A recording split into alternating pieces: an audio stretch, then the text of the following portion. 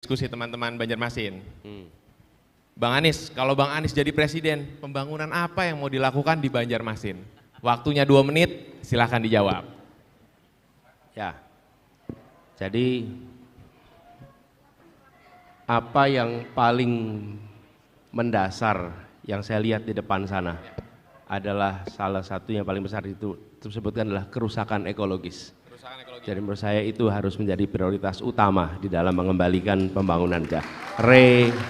Reforestasi, kemudian kita ingin agar ekonomi hijau itu menjadi prioritas di sini.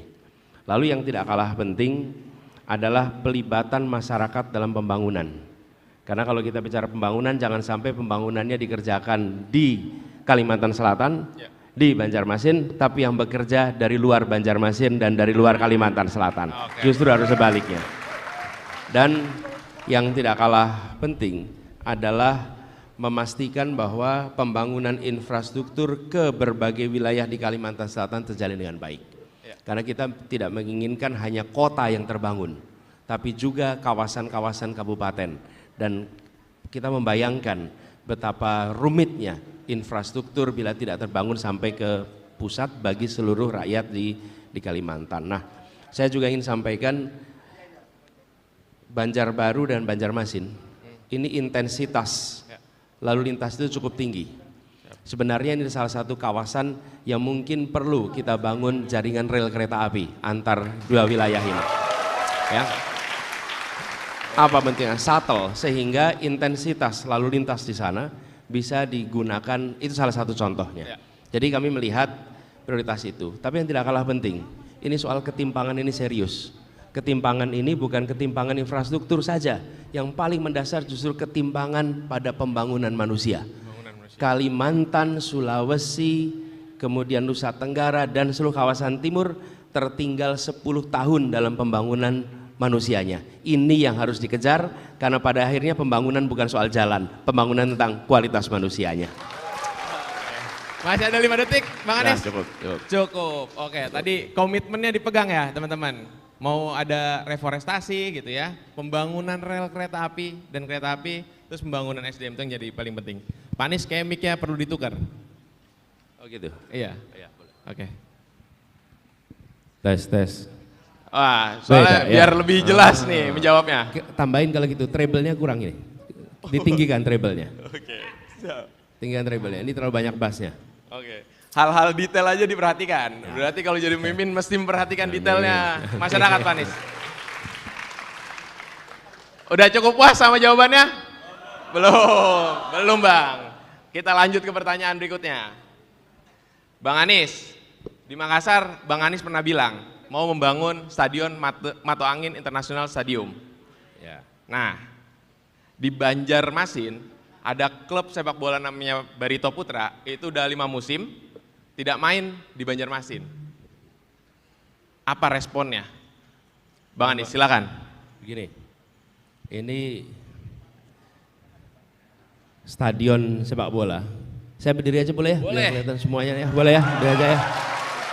Saya juga Ini, jadi stadion sepak bola itu diperlukan bukan hanya untuk pertandingan sepak bola, tapi dia wahana mempersatukan kelompok apapun dalam sebuah kegiatan bersama. Itu pertandingan sepak bola. Jadi kenapa kami membangun stadion sepak bola seperti JIS di Jakarta? Karena itu mempersatukan. Semua datang ke sana, begitu bicara sport semuanya satu. Yang kedua, itu bisa jadi tempat kegiatan budaya, kegiatan seni, olahraga dan lain-lain. Jadi kami membangun rencana bangun di Makassar, insya Allah kita akan bangun juga di Banjarmasin supaya klub di Banjarmasin ini bisa kembali bertanding di sini. Karena saya lihat datanya, katanya di sini ada klub bola Barito Putra. Ya. Dan Barito Putra itu kalau bertanding malah di luar. Ya, di luar Udah 5 Banjarmasin. tahun di luar Banjarmasin. Betul. Mari kita kembalikan Barito Putra untuk bisa bertanding di Banjarmasin ini. Jadi Wasaka International Stadium, itu namanya nanti. Oke, Wasaka International Stadium. Apa kepanjangannya Wasaka? Wasaka, di depan ada tulisannya. Apa Wasaka itu kepanjangannya? Wajah sampai Kaputing. Wajah sampai Kaputing, itulah namanya. Wasaka International Stadium. Dan insya Allah itu akan bisa dibangun. Nah, kami yakin itu bisa dikerjakan karena alhamdulillah kita pernah mengerjakannya di Jakarta. Dan kita melawan semua orang-orang yang pesimis bahwa stadion itu bisa dibangun. Dan sekarang justru menjadi salah satu stadion terbaik di dunia, itu ada di Jakarta. Oke, terima kasih Bang Anies. Jadi insya Allah kita catat, itu Wasaka International Stadion. Lalu begini, kami berencana bukan hanya di Banjarmasin, insya Allah ada sekitar 10 kota yang nanti akan kita bangun juga. Mana aja itu Bang? Nah itu diumumkannya nanti, jangan sekarang. Oke, siap. Satu persatu aja pengumumannya. Satu persatu. Terima kasih Bang Anies. Gimana teman-teman? Komitmennya tadi mau bangun Wasaka International Stadium. Sepakat? Sepakat? Oh. Sepakat ya. Oke. Masih kurang panas?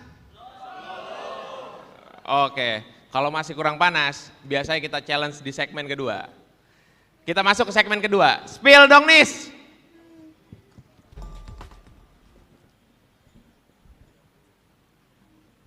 Oke.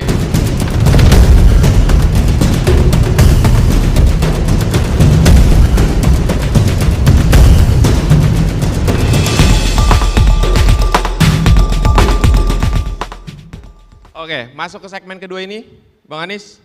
Pertanyaannya diambil dari media, sosial media, dan pertanyaan teman-teman dari umum yang ada di Kalimantan juga. Nah, pertanyaan pertama nih Bang. Bang, kalau, ya, pertanyaan kedua, Bang, apakah program transportasi terintegrasi dapat dilakukan di kota-kota besar di Indonesia? Silakan. Ya, begini, begini, ya, hari ini teman-teman sekalian, penduduk Indonesia 57% tinggal di perkotaan. Hari ini. Diperkirakan di tahun 2045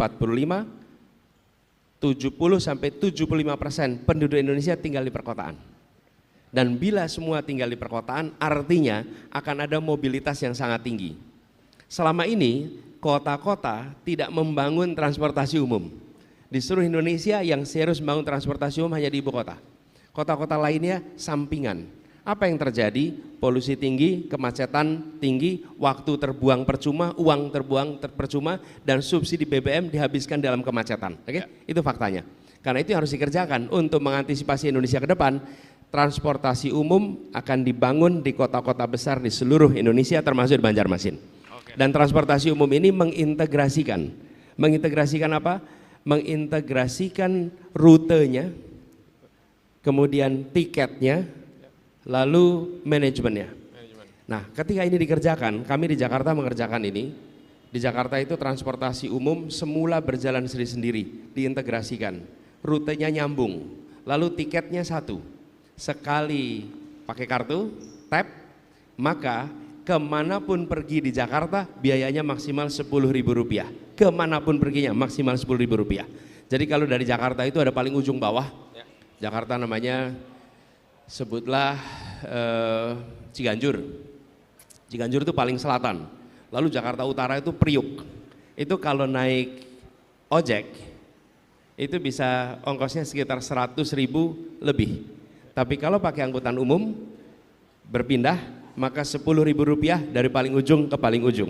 Oke. Dan bisa berpindah kapan saja, di mana saja. Nah, transportasi umum seperti ini yang kita mau bangun, efeknya apa? Rumah tangga pengeluaran untuk transport turun. Sebuah keluarga dengan 3 anak atau 2 anak setiap bulan dia harus menghabiskan uang mengantar anak ke sekolah, menjemput anak dari sekolah, ibu belanja, orang ayah bekerja, kemudian pergi kemanapun juga mengeluarkan uang sendiri. Tapi begitu ada transportasi umum, maka biayanya ditanggung oleh negara sebagian besar. Efeknya negara tidak cari untung, tapi negara beri manfaat. Manfaatnya apa? Polusi turun. Manfaatnya apa? Subsidi BBM turun. Manfaatnya apa? Kesehatan biayanya menurun. Itu manfaat, bukan keuntungan. Negara tidak bekerja mencari keuntungan. Negara bekerja untuk memberikan manfaat bagi rakyatnya. Oke, semakin panas. Saya juga ikut berdiri kalau gitu. Ya, tadi sudah diulas kalau di Jakarta tuh ada Jaklingko ya, Bang Anies? Ya, namanya Jaklingko. Jaklingko. Lingko, pernah dengar nggak kata lingko? Ada yang pernah dengar?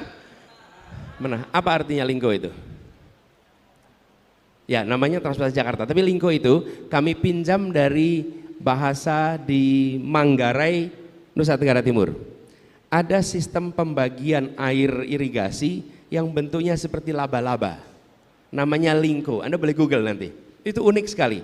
Jadi sawah itu dibagi seperti jaring laba-laba. Ya. Lalu airnya didistribusikan lewat sistem Lingko. Nah, kami pakai itu namanya untuk menggambarkan transportasi yang tersambungkan seperti jaring laba-laba, siapa saja bisa kemana saja dengan transportasi itu. Oke. Gitu ya. Oke, terima kasih Bang. Emang Bang Anies ini mulut yang manis, teman-teman. Oke, siap. Lanjut pertanyaan kedua Bang. Bang, ini ada yang nanya dari Instagram. Emang boleh pilih pemimpin yang menggemaskan saja? Responnya apa Bang? Boleh pilih pemimpin karena menggemaskan. Nah ini Bang pertanyaannya Bang di layar. Pertanyaan di layar. Nah, emang boleh? Silakan. Tanya sini, boleh nggak tuh? Boleh nggak? Bebas.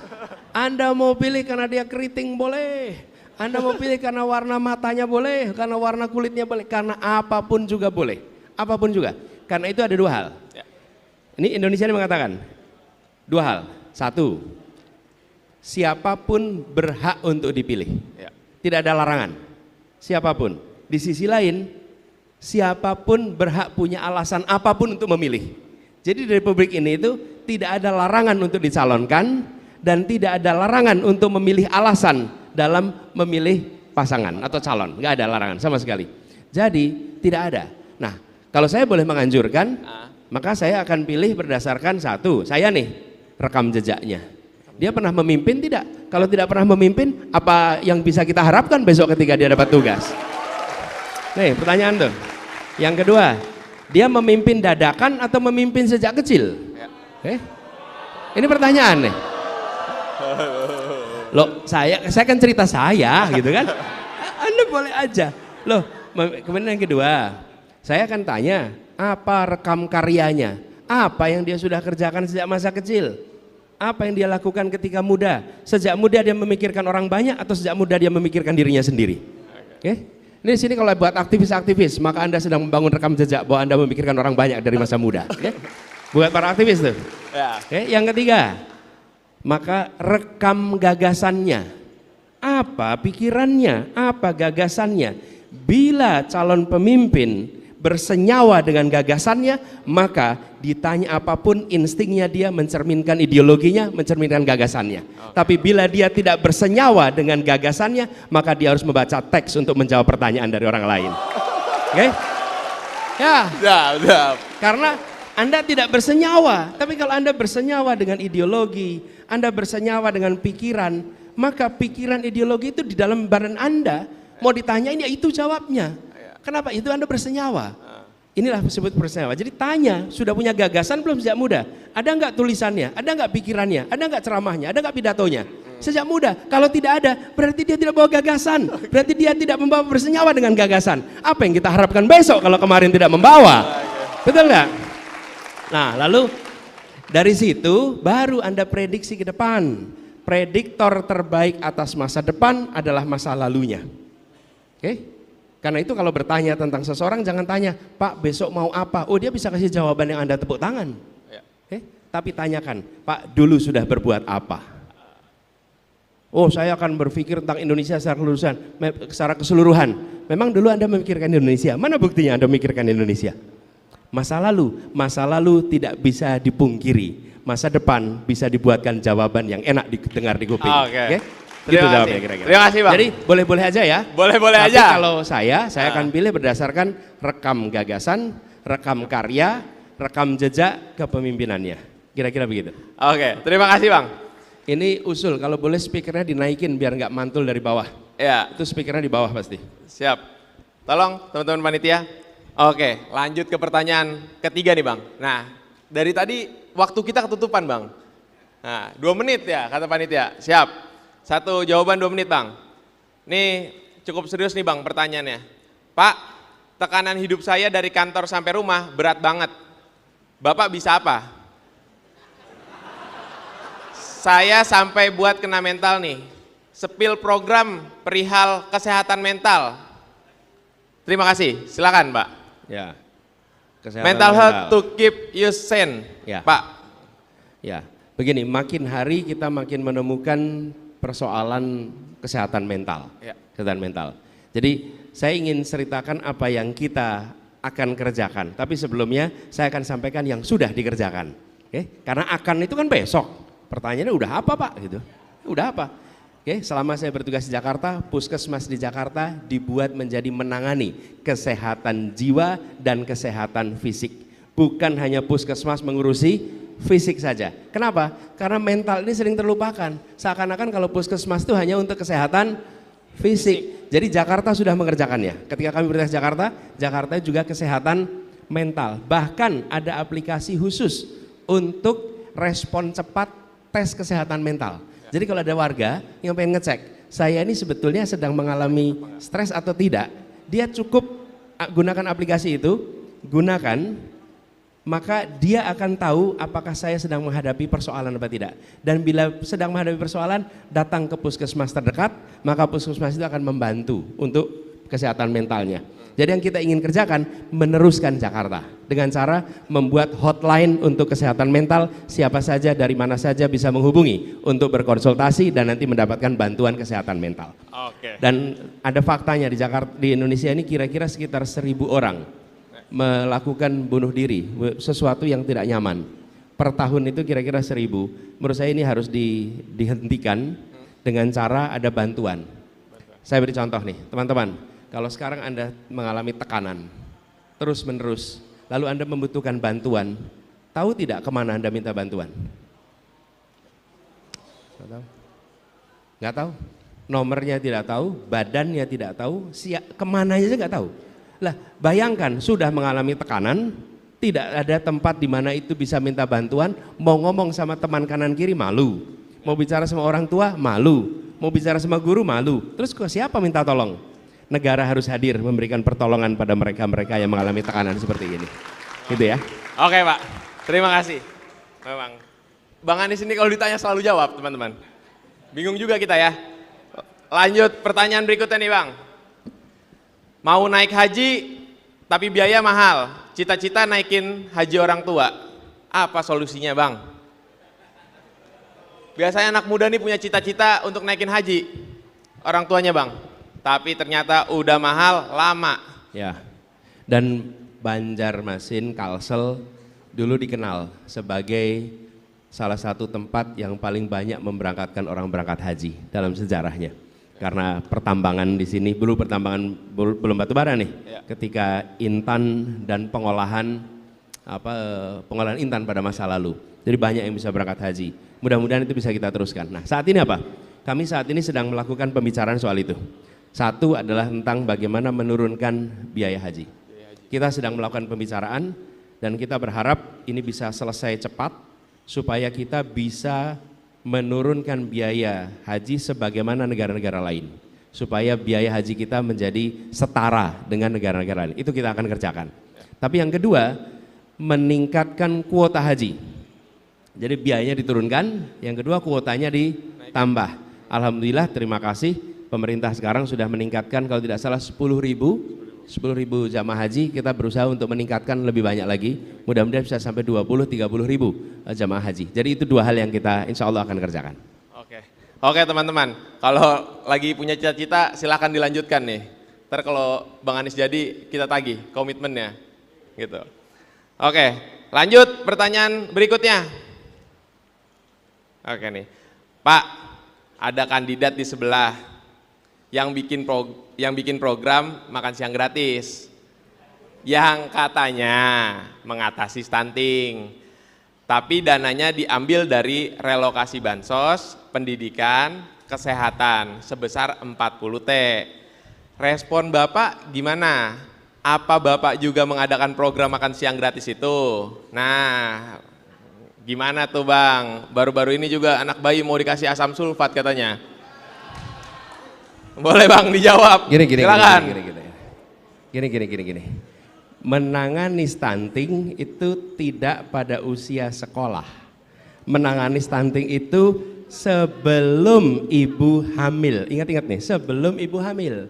Jadi kesehatan calon ibu itu sudah harus dipikirkan. Calon ibu nih, baru calon ibu. Dan calon ibu itu membutuhkan itu tadi. Apa tadi yang disebutkan? Satu adalah zat besi, dibutuhkan sekali. Zat besi. Zat besi dapatnya dari mana? Ya, dari daging, dari makanan. Kemudian yang kedua adalah yodium. Kita tahu yodium. Yang ketiga asam folat. Asam folat itu didapatnya dari tanaman, bukan di bengkel. Nggak ada asam folat itu. Bukan asam sulfat berarti ya? Asam folat. Asam folat. Okay. Nah, itu diberikan lewat apa? Pemberian kepada ibu hamil. Lalu dipastikan kami membuat di Jakarta. Saya lihat nama programnya, kita membuat nama programnya itu. Saya izinkan saya mengenalkan di sini. Ya. Ini bersama-sama kami hadir. Pertama Bapak Habib Abu Bakar Al-Habsyi, Pak Habsyi. Kemudian Ibu Nihaya, ini dari PKB, dan istri saya Ferry Farhati. Nah, pada waktu itu ketika kami bertugas di Jakarta, beliau memimpin sebuah program namanya Bagimu. Bagimu itu yang menurut kami di PKK di Jakarta, apa itu? Bahagiakan anak, beri gizi yang cukup, dan satu lagi adalah stimulasi anak. Jadi stunting itu tidak cukup hanya dengan gizi. Berikan kebahagiaan, berikan gizi, berikan stimulasi. Dari situ baru anak itu akan tumbuh dengan baik. Nah, itu yang kita ingin kerjakan. Caranya apa? Paling depan PKK. PKK itu ada dasawisma. Teman-teman tahu nggak dasawisma? Kalau sudah di berumah tangga biasa tahu. Dasawisma itu adalah kader PKK yang satu orang menangani 10 rumah, namanya dasawisma. Lalu 10 keluarga ini dipantau dan mereka yang mengadakan program pemberian gizi untuk ibu hamil, pemberian gizi untuk anak usia dini, dan stimulasi yang tepat untuk anak usia dini. Ini tidak bisa dikerjakan oleh aparat pemerintah. Ini harus dikerjakannya oleh civil society, adalah PKK. Saya boleh minta dibantu nggak? Ini ada Bu Nini. Bu Nini, boleh. mau nggak Bu Nini? Silakan Bu Ninik, boleh kasih tepuk tangan. Selamat pagi semuanya. Kita berasa muda ya Pak Presiden di tengah para generasi muda. Oke, saya ingin menambahkan soal stunting. Kebetulan saya diwakil Ketua Komisi 9 DPR RI yang menangani salah satunya soal stunting. Salah satu hal yang terpenting adalah soal pendidikan parenting. Jadi ada kasus suami istri ini dokter, tapi anaknya stunting. Kenapa bisa seperti itu? Karena anaknya ini yang merawat adalah pembantunya. Pembantunya tidak dipinterkan. Akhirnya diberikan gizi yang tidak seimbang. Yang kedua adalah betul kata Pak Presiden tadi bahwasanya kita harus mulai menata sebelum menikah. Salah satu problem terbesar perempuan sekarang, anak muda sekarang adalah persoalan anemia. Jadi inilah yang perlu kita perbaiki jauh sebelum menikah, anemia. Dan kalau dikasih pil anemia itu pilnya nggak enak Pak. Jadi itulah yang menjadikan biasanya kalau dikasih di sekolahan itu dibawa pulang dan dikasihkan ke neneknya. Nggak diminum. Nah ini menjadikan ketika hamil bermasalah. Yang ketiga adalah soal budaya. Budaya seperti apa? Kita budaya timur masih sering berpikir bahwasanya yang harus mendapatkan makanan bergizi, makanan yang enak itu adalah suami. Sehingga kalau punya makanan bergizi, makanan enak, itu suaminya dulu yang dikasih makan. Istrinya yang sedang hamil cuma dikasih kuahnya. Nah inilah yang harus kita rubah, bagaimana yang namanya orang hamil ini butuh gizi. Dan betul bahwa stunting itu bisa diperbaiki 2 tahun pertama. 2 tahun setelah kelahiran itu yang harus diperbaiki. Kalau lebih dari itu sudah sulit untuk diperbaiki. Jadi bukan makan gratis, kalau makan gratis anak 2 tahun belum makan gratis. Belum sekolah juga anak 2 tahun. Jadi yang penting adalah memperbaiki ketika anak itu stunting 2 tahun pertama itu adalah kuncinya. Terima kasih, sukses. Terima kasih Bu Ninik. Memang jago-jago ini Bang Anies bawa kawan-kawan nih.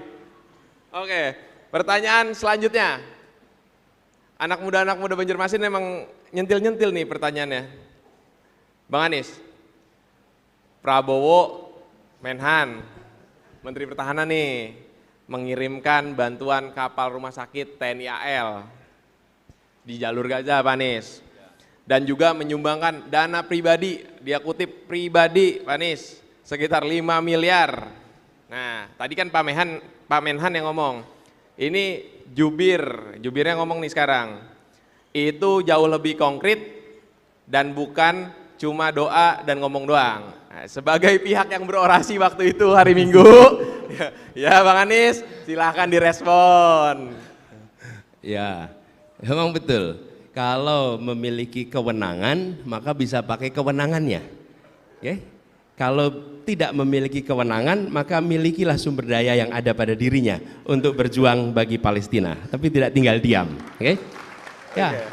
Ketika saya bertugas di DKI Jakarta, pada saat peristiwa itu terjadi, saya tentu tidak membawahi angkatan bersenjata. Jadi saya tidak bisa kirim sesuatu yang terkait senjata.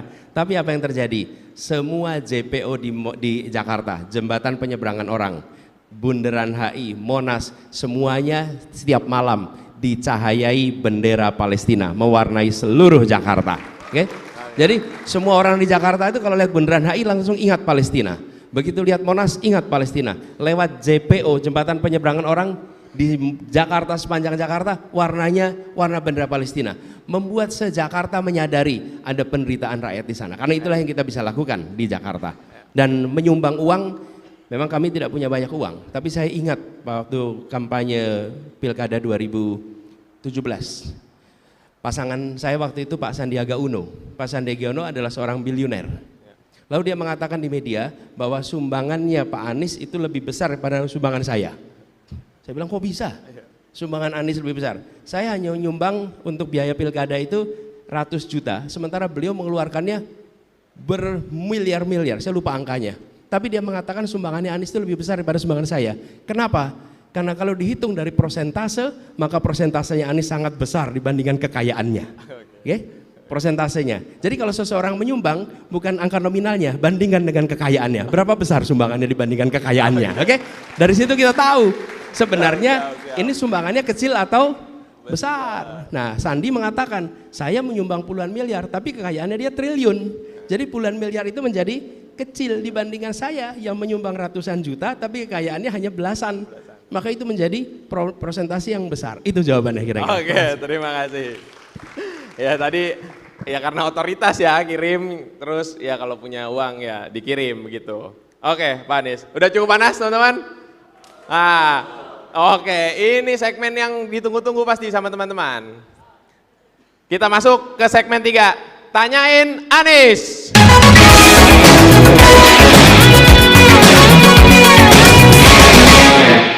Oke teman-teman, di segmen ketiga ini kita mengambil pertanyaan dari teman-teman yang mengacungkan tangan. Bang, siap-siap Bang, nih. Nah, ini kita rulesnya ya. Rulesnya itu nanti datang ke depan, duduk di sini, bertanya, turun dulu Mas, santai dulu, jangan ngalangin kamera nih, jarang-jarang saya masuk kamera. Nah, duduk di depan, bertanya, dijawab, direspon, dijawab lagi. Nah, masing-masing respon itu, respon yang pertama 2 menit, dijawab 2 menit, yang kedua respon 1 menit, dijawab 2 menit, gitu ya. Oke, siap-siap, siap-siap, siap-siap, ya siap-siap. 1, tunggu dulu, turun dulu, santai dulu. 1 orang loh, dikerubutin sama teman-teman, santai aja. 1. Ulang lagi, ayo, ulang lagi. Mas gitu. Kuping saya banyak banget dipanggil. Ayo, 1. Nah, nih mbak nih. Mbak. Maju nih. Maju. Di bawah mic-nya mbak. Nah. Izin duduk Pak.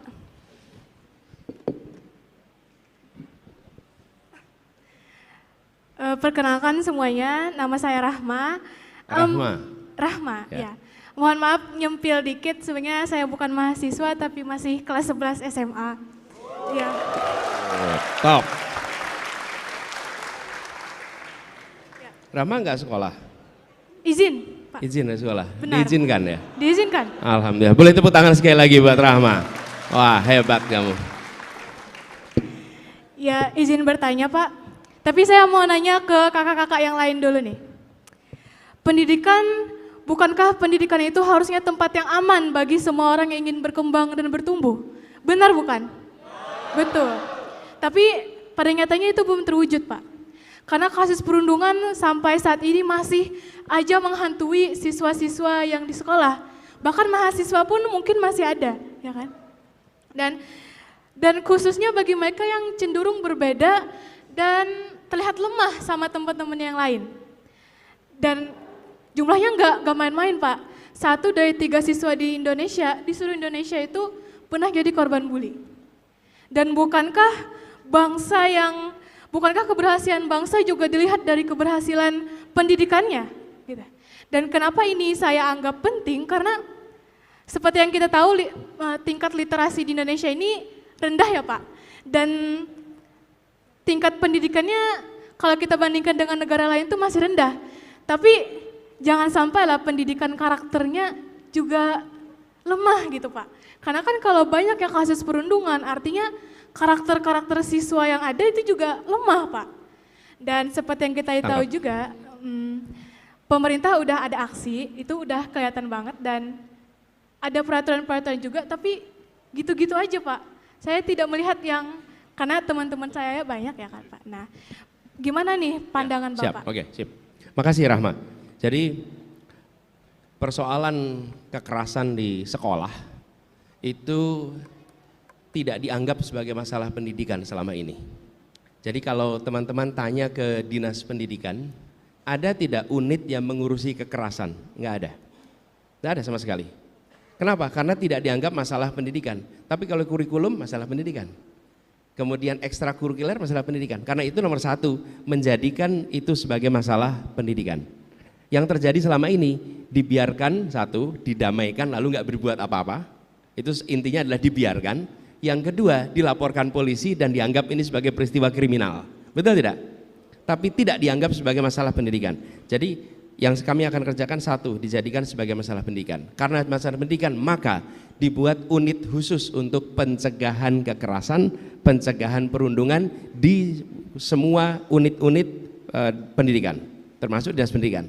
Tapi yang paling penting di ujungnya di sekolah, dibuat gugus tugas pencegahan kekerasan yang terdiri dari 1, siswa, siswanya harus ada, 2, guru, 3, orang tua, 4, ahli psikologi atau pendidikan anak, yang kelima adalah unsur pemerintah daerah. 5 tuh.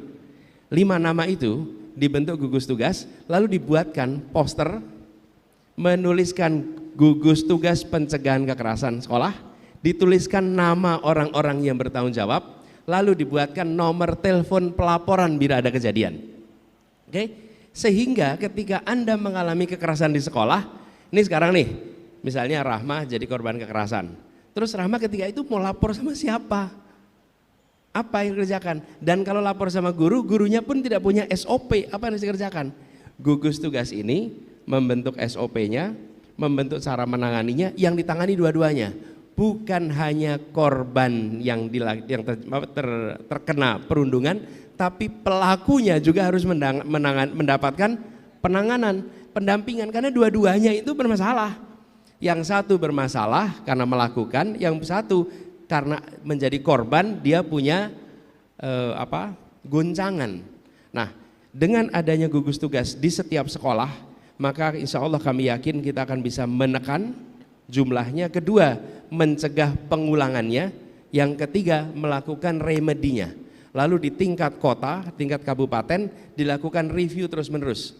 Bulanan, mana saja sekolah yang terjadi perundungan, dan bila itu terjadi ada statistiknya, kepala sekolahnya bisa dievaluasi berdasarkan bukan hanya kinerja akademik, bukan aja kinerja ekstrakurikuler, tapi juga kinerja menjaga sekolah menjadi sekolah yang aman. Karena menurut saya sekolah itu harus aman, sekolah itu harus aman, nggak usah dibilang sekolah aman anak, ya sekolah itu memang harus aman. Masa ada sekolah aman anak, sekolah tidak aman anak? Sekolah itu ya harus aman untuk anak, gitu ya Rama ya. Oke, tadi kan izin merespon ya Pak. Tadi kalau misalkan dibikinkan unit dari siswa, guru, dan kalau misalkan tetap bermasalah dari data yang ada, kepala sekolahnya yang dievaluasi. Gitu kan Pak ya? Tadi. Bukan, jadi oke. Oh iya, lanjut Kak Pak. Oh saya. Oke, mungkin salah paham ya, tapi yang saya dapat adalah karena unit-unit anti bully, satgas anti bully, duta anti bully itu udah lumayan dibangun ya di mana? Di sekolah-sekolah di sini Pak. Apa namanya? Tergantung sekolahnya, ada satgas anti bully, ada duta anti bully, karena kan merespon dari peraturan yang dibikin oleh 5 kementerian sebelumnya tentang aksi anti perundungan di sekolah Pak. Itu udah lumayan dibangun. Tapi pertanyaannya lagi, bagaimana siswa, guru, dan unit-unit yang bersatu itu benar-benar menjalankan tugasnya. Karena terkadang, oh dibikin nih unit di suatu sekolah, ikut, ya udah gitu. Mungkin karena diimbal-imbalin hadiah atau gimana, ikutan doang Pak. Padahal tugasnya tidak dilaksanakan dengan baik. Salah satu masalah adalah tidak ada KPI, tidak ada evaluasi. Karena itu saya katakan harus ada evaluasi bulanan. Di mana letak terjadinya perundungan yang paling sering, kapan itu terjadi. Dan kepala sekolah adalah pemimpin sebuah ekosistem pendidikan. Dia bukan pemimpin kegiatan mengajar, dia pemimpin ekosistem pendidikan. Kepala sekolah yang harus mengkoreksi itu. Dan bila kepala sekolah tidak bisa mengkoreksi, maka dia harus dievaluasi. Karena itu tugasnya pimpinan. Yang kedua, kepala dinasnya.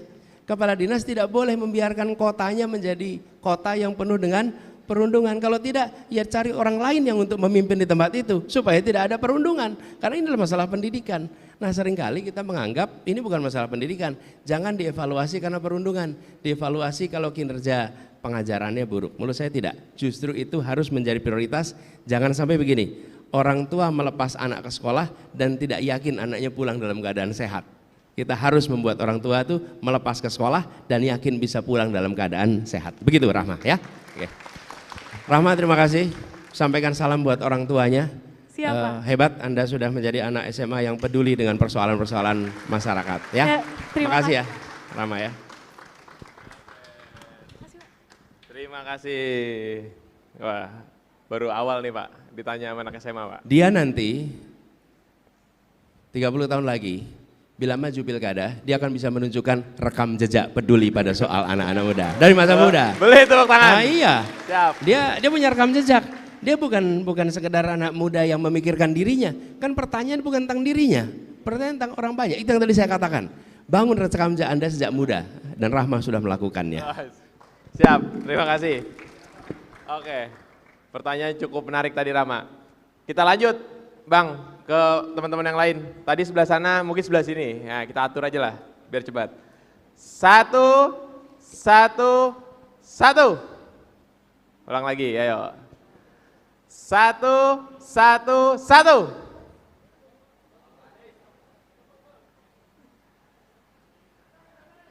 Yang belakang. Yang belakang. Ya, silakan.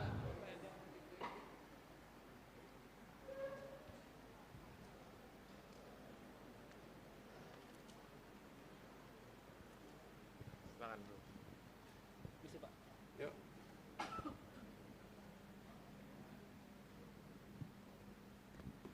Izin Pak, maaf grogi Pak lah. Namanya siapa? Ali Pak. Ali. Ali. Ya, Assalamualaikum warahmatullahi wabarakatuh. Perkenalkan, nama ulun Muhammad Syarif Ali Idrus. Pertanyaan saya sudah baca visi misi Bapak. Itu ada 8 agenda strategis yang Pak. Yang untuk Kalimantan sendiri itu ada membahas mengenai ekonomi hijau. Atau apa tadi, ekonomi green itu Pak. Yang jadi pertanyaan Bapak, itu di Banjarmasin itu banyak sekali pertambangan.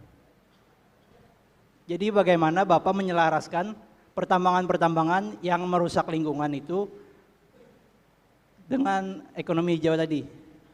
Itu Pak. Terima kasih. Makasih Ali.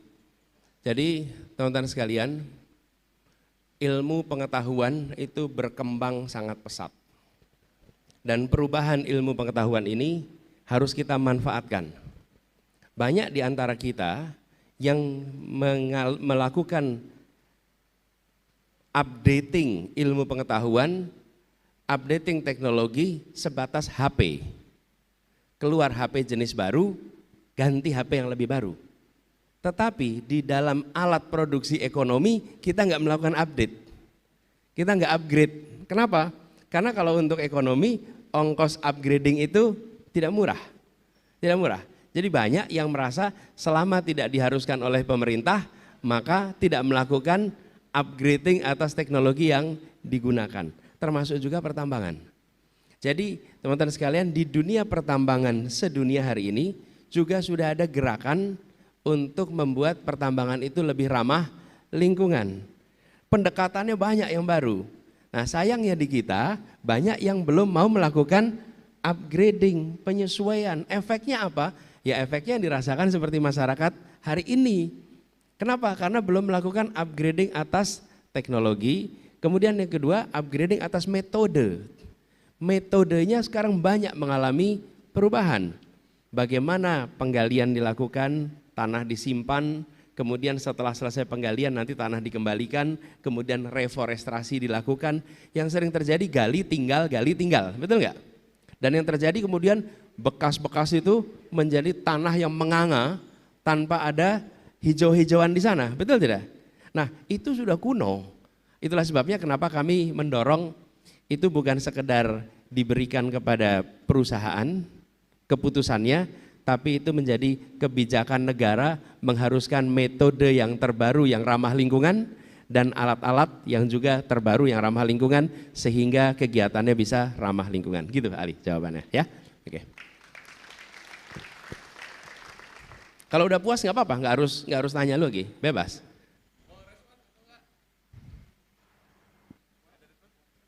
Boleh respon. Izin Pak. Mungkin ini. Mungkin perusahaan-perusahaan yang udah lama gitu kan Pak. Itu bagaimana Bapak mendekatinya?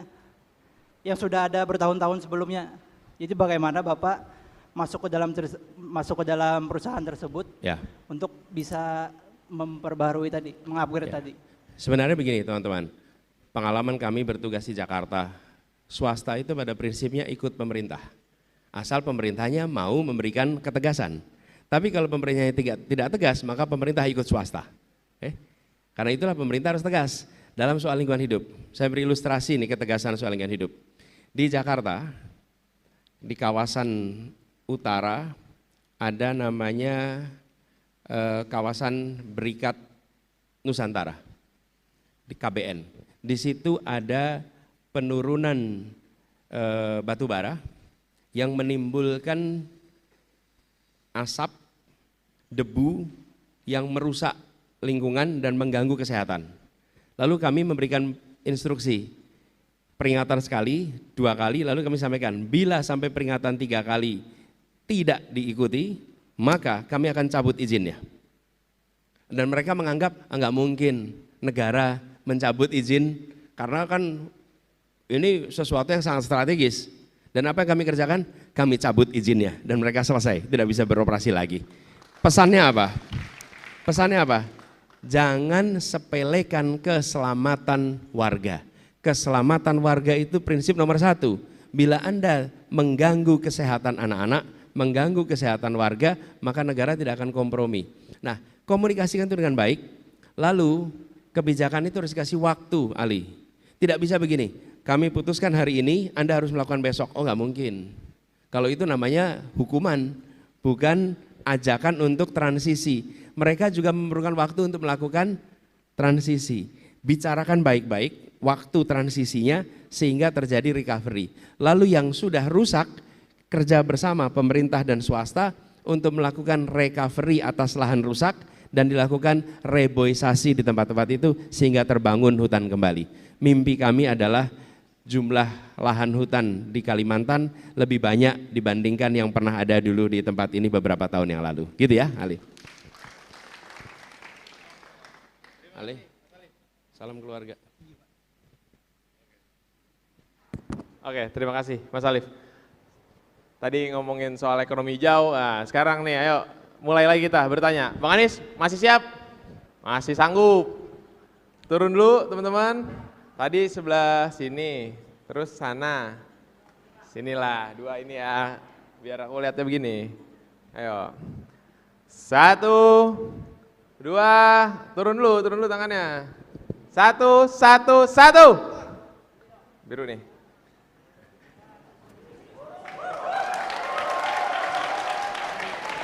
Bang, saya salah nih manggil mahasiswa.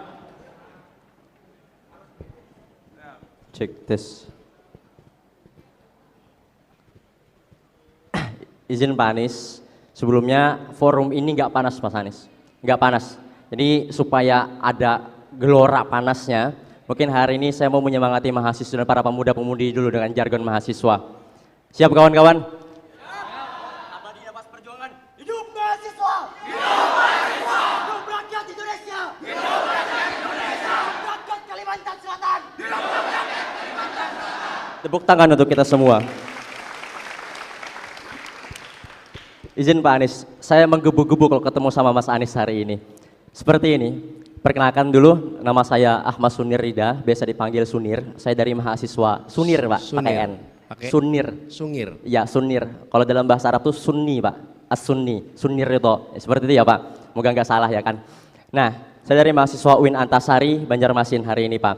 Nah, saya sebelum bertanya saya ingin menanggapi dan ingin juga berbicara di hadapan Bapak hari ini sebagai orang terhormat yang akan hari ini berkompetisi dalam Capres-Cawapres pertarungan Pilpres nantinya. Pak, seperti ini. Saya kira Bapak Anies ini adalah salah satu dari Capres-Cawapres yang berani untuk adu gagasan bersama pemuda-pemudi di Kalimantan Selatan. Ternyata beliau ini adalah satu-satunya Capres yang berani untuk adu gagasan di Kalimantan Selatan. Dengan kata semoga, saya juga berharap yang lain juga seperti ini Pak. Cuman agenda seperti ini sangat luar biasa bagi saya. Karena cuman Bapak yang hari ini untuk menerima adu tantangan, adu gagasan bersama dengan mahasiswa. Oke Pak, saya ingin sebutkan dulu, semua yang ada di sini, mayoritas mahasiswa yang menggunakan izin dispensasinya dari perkuliahannya hanya untuk datang ke tempat Pak Anies. Jadi jangan kecewakan kami Pak. Bapak datang ke sini mungkin satu waktu, tapi jangan kecewakan kami rakyat Kalimantan Selatan ketika kami menginginkan aspirasi itu sampai ke Bapak. Itu Pak. Oke, Bapak Anies ini santernya dikenal di laman-laman website dan juga dikenal di beberapa media sosial anti oligarki kawan-kawan, anti oligarki. Paling nggak suka dan beliau ini melawan oligarki, katanya seperti itu. Nah Pak, kalau memang ini bukan gimmick Pak, ini bukan gimmick dan ini bukan clickbait, bahwa Bapak melawan oligarki hari ini, maka saya adalah orang pertama yang bakal mendukung dan mendorong Bapak untuk jadi presiden kalau seandainya memang benar ingin melawan oligarki. Tapi kalau seandainya Bapak tetap mengingatkan dan tetap ingin berseteru dan bersenyawa dengan para oligarki, saya orang pertama yang menentang dan menantang Bapak Anies hari ini sebagai calon presiden. Itu kawan-kawan yang perlu kita perhatikan. Pertanyaan saya seperti ini Pak, kita kembali lagi, mohon maaf sensitif, membahas mengenai ibu kota Nusantara. Ini yang ingin kami tanyakan Pak, seperti itu. Jangan menggunakan bahasa yang generatif, jangan menggunakan tata kata karena beliau ini memang si ahli kata-kata kawan-kawan. Maka karena itu jangan gunakan bahasa yang jawaban setiap media sosial yang hari ini menawarkan untuk berbicara dengan Bapak mengenai IKN, itu selalu saja pasti jawaban Bapak bukan hanya IKN. Jangan IKN, tapi kota-kota kecil bisa menaik hingga menengah, menengah hingga besar. Jangan itu Pak, IKN ada di Kalimantan. Saya ingin tanggapan dari Bapak, bagaimana kalau seandainya IKN ini enggak Bapak teruskan dan ada ratusan ribu hektar lahan yang sudah dikonsesi dengan izinnya dan terbengkalai begitu saja. Bagaimana tanggapan Bapak? Saya mewakili anak-anak Kalimantan hari ini karena saya orang asli Kalimantan, saya primordial hari ini. Yang kedua, apakah Bapak akan turut dan akan menginginkan atau tunduk kepada ketum partai seperti capres-capres sebelumnya? Kalau seandainya satu waktu Bapak terpilih menjadi calon presiden, apakah Bapak akan ikut turut atau menerima tunduk kepada ketum partai yang mengusung Bapak? Yang terakhir Pak, ini menjadi masalah kami bersama, Undang-Undang ITE. Undang-Undang ITE, akankah di 100 hari kerja Bapak akan membuka kembali pembahasan untuk mencabut Undang-Undang ITE? Karena hari ini mahasiswa kalau ingin beraspirasi mengadvokasikan permasalahan di Kalimantan Selatan selalu saja dicekoki. Itu Pak pertanyaan saya, tolong ditanggapi Pak. Sekian. Oke. Makasih Bung Sunir.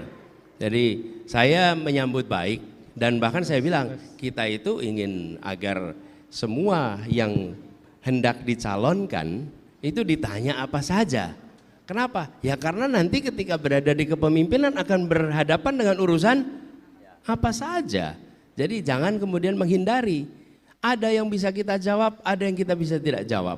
Ada yang kita memahami, ada yang kita tidak memahami. Tapi satu hal yang pasti, kita terbuka untuk dialog dan itu yang kita kerjakan. Dan saya ingin sampaikan terima kasih teman-teman mengambil apa istilahnya tadi? Izin dispensasi ya, satu. Kemudian yang kedua, tadi ada pertanyaan, apakah Anda akan melawan oligarki? Tidak. Saya akan melawan ketidakadilan, itu yang akan saya lawan. Oke? Kenapa? Saya tidak mau menjadi memusuhi satu pihak. Saya tidak memusuhi siapapun, tetapi bila Anda melakukan hal yang tidak berkeadilan, maka tugas negara adalah menghadirkan keadilan. Jadi bukan subjeknya yang harus dilawan. Yang harus dilawan itu adalah prinsip ketidakadilan. Dan kita menyaksikan ada banyak ketidakadilan hari ini. Karena itu saya mengatakan perjuangan kami adalah menghadirkan keadilan. Dan dalam kami menggunakan istilah membesarkan yang kecil tanpa mengecilkan yang besar. Oke? Itu dalam semua prinsip. Menguatkan yang lemah tanpa melemahkan yang kuat, dan itu yang harus kita lakukan. Tapi kalau kita sudah memutuskan saya mau melawan dia, maka kita jadi subjektif, kita jadi diisi dengan kebencian, kita bekerja dengan rasa marah, kita bekerja dengan perasaan permusuhan.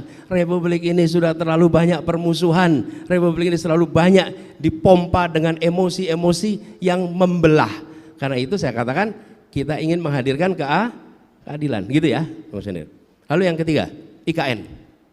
IKN itu undang-undang, oke? Sudah ditetapkan sebagai undang-undang. Karena itu saya katakan sebagai undang-undang sudah jelas. Sekarang ada sumber daya nih, ada anggaran 400 sekian triliun. Mau dipakai untuk apa? Ya, mau dipakai untuk satu titik yang dimanfaatkan oleh pegawai negeri, oleh ASN yang nanti berada di situ apa? Aparat pemerintah. Aparat pemerintah yang berada di situ, orang yang bekerja untuk negara. Di saat rakyat kita hari ini membutuhkan tambahan puskesmas, membutuhkan tambahan sekolah, anak yang putus sekolah karena kurang sekolah masih banyak. Jadi bukan soal IKN-nya, ini anggaran kita mau dipakai untuk apa sekarang? Hari ini kita masih punya PR begitu banyak yang pada waktu sekarang urgen untuk diselesaikan. Guru honorer kita belum diangkat karena katanya anggarannya kurang. Kenapa anggaran itu tidak dipakai untuk mengangkat guru-guru honorer kita sehingga itu bisa menjadi guru? Jadi bukan soal IKN-nya, ini kita punya anggarannya nih, mau diapakan? Kalau anggaran itu tidak diselesaikan, digunakan untuk urusan yang prioritas, oke? Tapi urusan yang simbolik. Ada di sini, kita semua ikut bangga, kita semua ikut bersyukur, tapi bicara persoalan urgen di negeri ini masih banyak urusan yang harus diselesaikan. Jadi undang-undangnya sudah ada. Tinggal soal kapan kita menuntaskannya mengikuti kemampuan ekonomi kita. Dan itu yang saya maksud, ada urusan yang urgen. Bagaimana kita menjelaskan pada guru-guru yang tidak diangkat karena kita kekurangan anggaran, pada saat yang sama kita sedang membangun istana untuk dipakai seorang presiden. Gimana menjelaskannya itu? Sulit kita. Jadi sekali lagi bukan soal IKN-nya, ini soal anggarannya nih, mau dikerjakannya kapan gitu ya. Lalu soal ketua umum partai. Bung Sunir, saya beberapa kali menyampaikan cara kami bertugas di Jakarta. Karena cara kami bertugas di Jakarta, cara mengambil keputusan mungkin itu bisa digunakan sebagai dasar dalam menilai. Apa cara mengambil keputusan yang kami lakukan? Kami memutuskan, saya memutuskan berdasarkan 4 prinsip. 1, prinsip keadilan. Prinsip keadilan, bagaimana prinsip keadilan itu ditegakkan dalam keputusan apapun. Yang kedua adalah kepentingan umum, public interest. Di mana itu? Yang ketiga adalah fakta, data, ilmu, objektivitas. Yang keempat baru aturan hukum, undang-undang, peraturan, konvensi. Oke? Selalu keputusan begitu. Jadi ketika mengambil keputusan mendasarkan pada 4 itu, dan hampir semua keputusan bisa dibicarakan. Bisa dibicarakan. Sekarang malah jadi pertanyaan, kenapa a priori pada ketua partai? Kenapa kita menganggap ketua partai itu selalu menganggap kepentingannya dia kepentingan sempit? Saya beri contoh, Pak Surya Paloh, ketua partai Nasdem. Oke? Nah, kalau dia mau enak, dia nggak usah nyalonin Anies, hidupnya nyaman. Dia coba nyalonin Anies, apa yang terjadi pada dia? Apa yang terjadi pada partai Nasdem? Betul tidak? Usianya 72 tahun, kalau dia mau nyaman, dia tinggal duduk nyaman, ikut aja. Disuruh koalisi ini ikut, disuruh koalisi itu ikut, seperti yang lain-lain, nyaman hidupnya. Tidak ada peristiwa-peristiwa yang terjadi 1 tahun ini. Jadi jangan anggap kalau ketua partai lalu otomatis dia tidak lagi mementingkan kepentingan umum dan mementingkan kepentingan negara. Masih banyak ketua-ketua partai kita yang membawa kepentingan itu. Oke? Nah, kita harus kritis. Saya setuju dengan Anda kritis, tapi jangan a priori. Karena kalau kita a priori, maka kekritisan kita hilang. Kita hilang. Jadi jawaban saya, Bung Sunir itu. Lalu soal undang-undang ITE. Undang-undang ITE sudah berulang kali kami sampaikan. Malah waktu itu saya bilang ini, Bung Sunir, mungkin juga pernah dengar. Masa kita mau bilang Indonesia aja Wakanda. Indonesia dibilang apa? Konoha. Itu kan karena takut gitu. Demokrasi harus memberikan rasa kemerdekaan di dalam berpendapat. Dan semua aturan-aturan yang melarang itu harus ditiadakan. Terus pertanyaannya, komitmen Pak Anies apa? Komitmennya ditunjukkan di ruangan ini. Kita tidak membatasi siapa untuk bertanya apa di dalam forum yang seperti ini. Oke? Kan Bung Sunir kan tidak dilarang bicara, tidak ditandain, oh yang ini nggak boleh bicara. Enggak, semua boleh. Artinya apa? Besok juga ketika bertugas akan begitu. Dan ketika saya bertugas di Jakarta, sebagai contoh, saya udah kerja 5 tahun nih. Kelihatannya caci makinya banyak waktu itu. Serangannya nggak kira-kira. Dan terorkestrasi. Pertanyaannya, adakah di antara mereka yang melemparkan fitnah sekalipun pernah dilaporkan ke polisi oleh Gubernur Jakarta? 0. Tidak ada, sama sekali. Kalau media menulis keliru, maka saya tidak melaporkan ke polisi. Saya akan melaporkannya ke Dewan Pers, karena itu soal kode etik pers, bukan soal kriminal. Jadi komitmen itu bukan komitmen sekarang. Dan ketika saya seumur Bung Sunir, ketika ada majalah koran di Bredel, saya termasuk yang berada di paling depan berdemonstrasi untuk memprotes pemberontakan itu. Gitu ya, Mas Sunir? Oke. Oke, thank you ya. Tadi udah orasi, terus nambah 1 pertanyaan buat teman-teman yang lain. Waktu yang panjangan. Pertanyaan 3 soalnya tadi. Siap. Thank you. Jaga stamina. Terima kasih. Dan tadi dikatakan mudah-mudahan tidak satu-satunya, mudah-mudahan yang lain juga mau datang ke sini dan berdiskusi dengan anak-anak muda di Soalnya kalau sama aktivis tuh ngobrol lama, Pak. Iya kan, udah orasi dulu tadi, pertanyaannya banyak pula buat kasih teman-teman yang lain. Oke, Bang Sudir, aman ya. Oke, 1 pertanyaan lagi teman-teman, karena waktunya mepet. Ya, coba ya. Tadi sana, sini. Aduh, ayo. 1, yakin panas Pak, yakin panas itu. 1.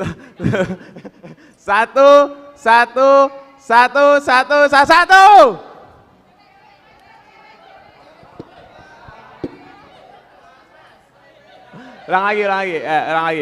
Ayo, iya, yang perempuan kurang ya? Iya, perempuan belum ini. Anda kurang adil. 1, 2, 1, perempuan berarti. Nah, jatahnya perempuan nih.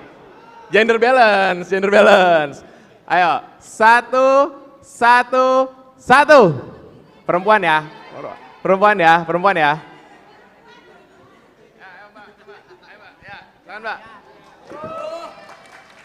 Mbak, ini depan. Mbak ini depan. Ayo. Silakan, Mbak.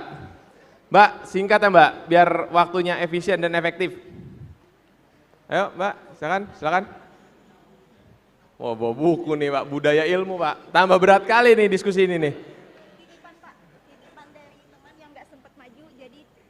Oh, ada titipan, boleh. Dikasih ke Pian. Iya, dikasih ke Bapak. Pian itu kamu, Pak. Oke, nah. Pegang mic-nya, ya. Silakan. Singkat ya. Waktunya mepet. Yuk. Assalamualaikum warahmatullahi wabarakatuh. Salam sejahtera semua. Jadi perkenalkan, nama saya Nur Aini. Saya mungkin di sini akan menyebutkan ikatan organisasi saya. Saya berasal dari organisasi Ikatan Mahasiswa Banjarmasin. Mungkin akan mewakili para perempuan yang di sini yang tidak maju ataupun para mahasiswa-mahasiswa yang tidak sempat maju. Jadi di sini saya akan mempertanyakan Bapak. Sebelumnya pertanyaan ini, nama saya Nur Aini. Nur Aini. Jadi sebelumnya saya pernah mempertanyakan ini di depan Wakil Ketua DPRD Kota Banjarmasin, dan mungkin pernah saya pertanyakan pula di depan mahasiswa-mahasiswa Ikatan Organisasi Banjarmasin. Mungkin sudah sangat struktural, ini adalah tentang pendidikan Bapak. Saya notabene adalah mahasiswa pendidikan khususnya. Nah, di sini pun saya mungkin nanti ketika lulus punya pemikiran sama seperti mahasiswa-mahasiswa pendidikan yang tidak ingin mungkin menjadi guru. Karena apa? Karena kita lihat gaji atau honorer yang ada di Indonesia itu mungkin tidak sesuai dengan rata-rata. Bahkan ada pula yang mengatakan bahwa pendidikan di Indonesia kita tidak hanya mendidik anak-anaknya, akan tetapi juga mendidik orang tuanya. Karena kenapa? Karena kebanyakan orang tua tidak paham bahwa guru yang mendidik anak, juga akan berpengaruh besar terhadap pendidikan yang ada di rumahnya. Nah, jadi di sini saya pertanyakan, bagaimana jika Bapak suatu saat atau sekarang pun menjadi orang yang nomor 1 di Indonesia atau presiden, semoga.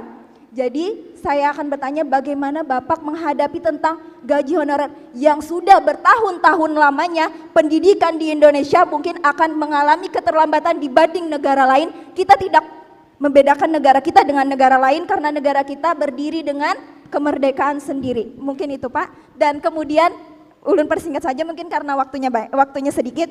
Di sini saya akan menegaskan kembali tentang kebijakan Bapak bagaimana tentang penenggelaman kapal yang telah Ibu Susi lakukan. Apakah akan Bapak lanjutkan atau tidak? Itu mungkin akan dijawab mungkin sesingkat-singkatnya. Namun yang pendidikan tadi saya mohon dengan harapan yang sebesar-sebesarnya karena saya adalah mahasiswa pendidikan dan mungkin ada mahasiswa-mahasiswa di sini yang mewakili pertanyaan saya mohon bantuannya Bapak di sini. Oke, terima kasih Bapak.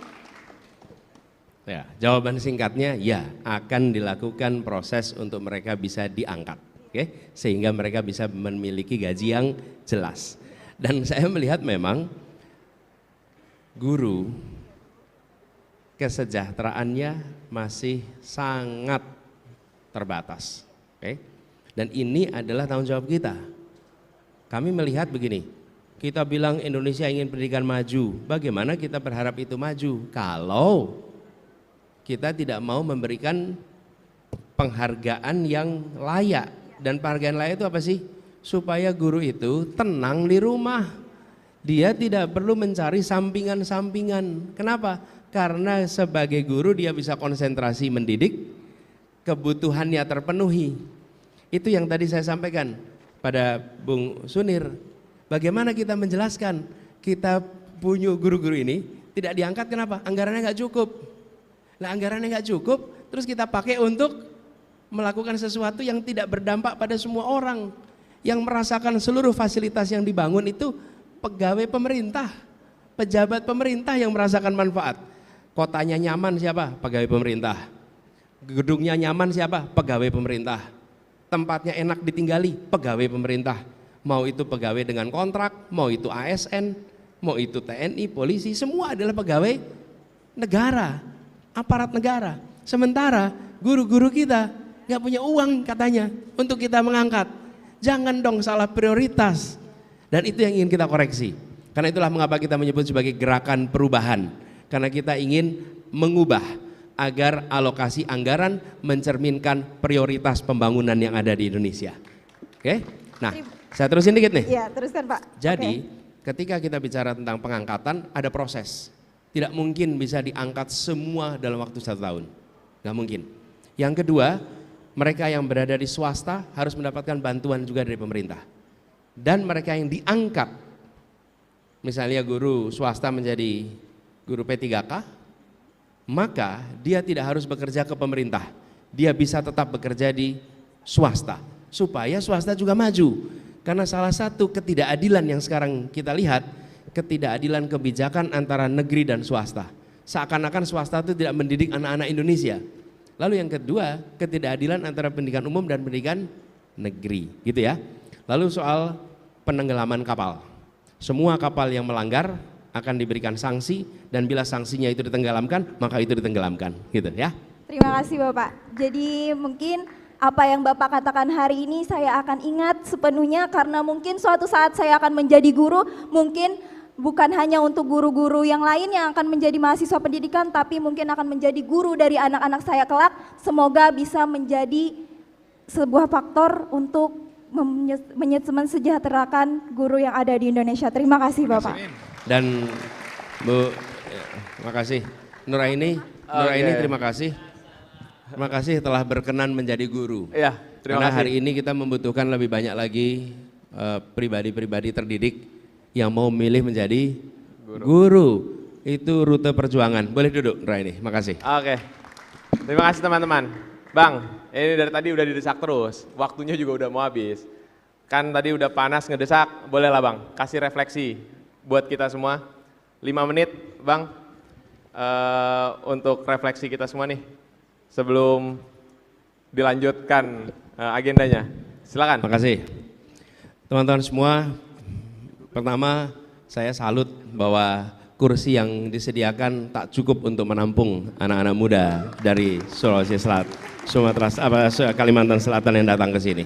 Terima kasih telah memilih untuk datang, terima kasih memilih untuk berdiskusi, mendengarkan. Dan dialog seperti ini akan terus dijaga. Menurut kami, kebebasan berpendapat harus dihidupkan, karena itulah cara membuat kita semua makin cerdas. Ketika Republik ini didirikan, salah satu tujuannya adalah mencerdaskan kehidupan bangsa. Dan mencerdaskan kehidupan bangsa itu bukan sekedar persekolahan. Pemerintah yang dikritik dan memberikan ruang untuk kritik, sesungguhnya mencerdaskan semua yang menonton di publik. Ya, ketika saya sebagai pejabat negara, lalu ada pihak yang mengkritik, maka publik itu menonton apa penjelasannya. Lalu pemerintah menjelaskan, dan ketika pemerintah menjelaskan ditambah kritik lagi, jelaskan lagi, kritik lagi, jelaskan lagi. Apa yang terjadi? Publik mengalami pencerdasan.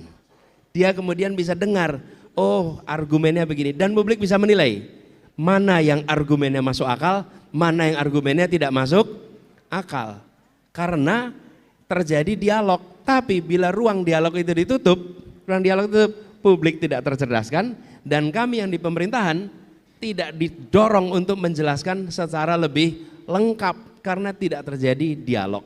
Jadi forum seperti ini akan dijaga.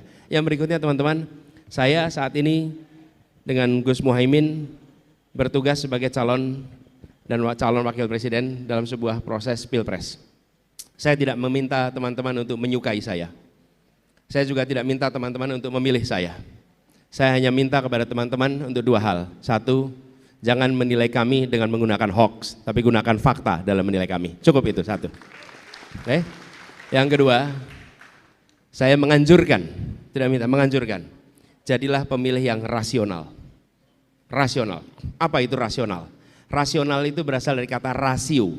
Rasio itu artinya perbandingan. Kita sering dengar rasionya berapa? 2:3.